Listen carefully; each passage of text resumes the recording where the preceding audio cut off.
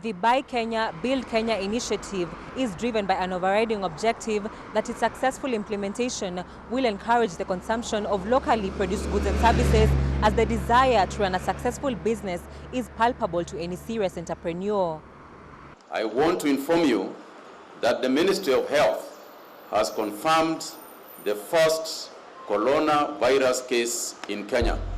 Friday, 27th March 2020, there will be a daily curfew from 7 p.m. to 5 a.m. in the morning. And this shall be in effect in the territory of the Republic of Kenya. The announcement that threw the country in a spin that resulted into many people forced to stay home. I issue these enhanced measures, well aware that they will complicate and inconvenience many Kenyans.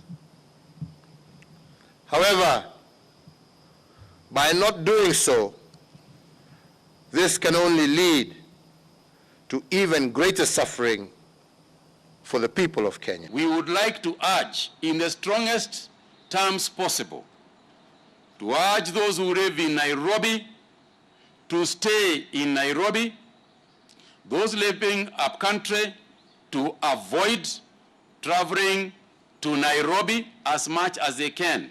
Many companies were forced to scale down, meaning most businesses had no one to buy their wares. Such is Wallace Waiguru, whose leather business could not hide the frustrations that SMEs continue facing as a result of the pandemic.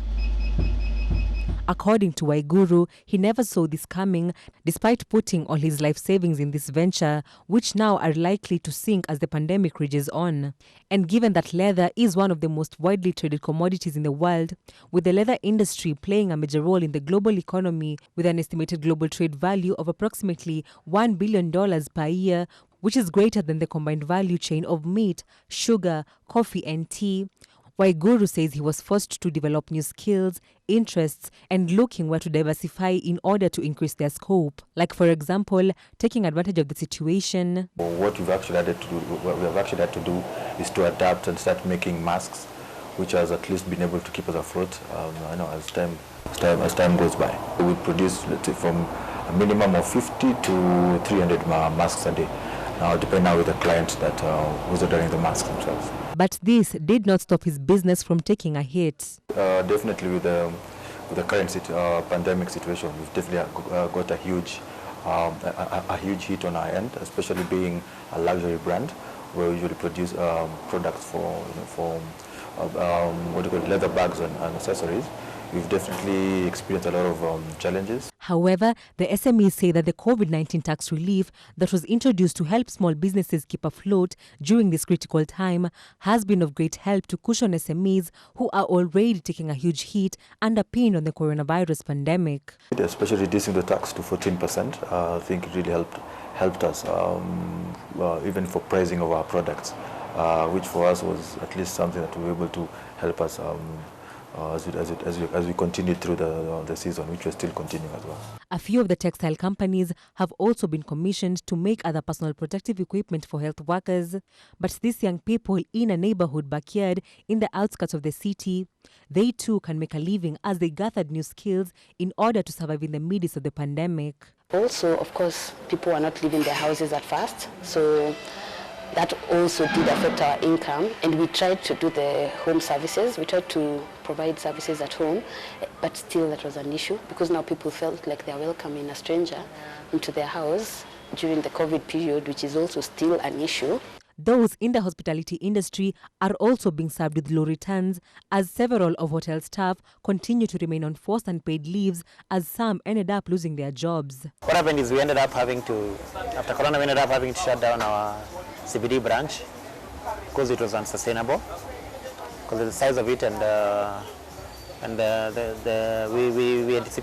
we anticipated with Corona there would be a market reduction of turnovers, which wouldn't sustain such a kind of an operation. One of the hotel owners in Nairobi, Moreithi Muhoro, also reported reduced sales volume owing to the fact that they are not able to accommodate as many customers as they could previously. We reduced our capacity in a lot of our branches.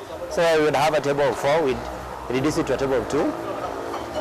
So that definitely dipped our turnovers by up to 30%, just by reducing the seating capacity of our restaurant. However, most SMEs say that they lack credible data that banks need to assess their creditworthiness, leaving them out of the credit market, as these are some of the hurdles that Kenya has been asked to address to enable SMEs obtain credit for expansion in order to generate more jobs. Definitely, we don't feel like banks have really come through for our industry. Our industry is not really the kind of industry that is leveraged on banks, because it's not really an asset. It's not really an asset kind of a business where you can leverage anything. So we're not getting any support from banks actually, and it's very unfortunate. So we try to operate from our own pockets, and that's the hardest part.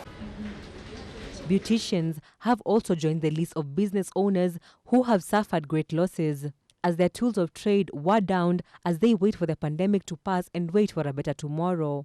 I don't see a situation where you could have been doing business during this period and not come out better for it. So I don't want to look at it as a waste.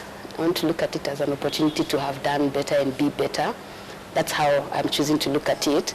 And obviously we expect like next year will be a lot better financially, especially financially. Unfortunately for Marianne, some of the measures put in place by the government resulted in a drastic drop of customer turn-up, as they could not offer their services due to the curfew time. There's a significant amount of clients that come to the salon after work. So you'll find that if someone was even available to come, because also there was the issue of availability, they couldn't get their hair done or their nails done because the time was not enough.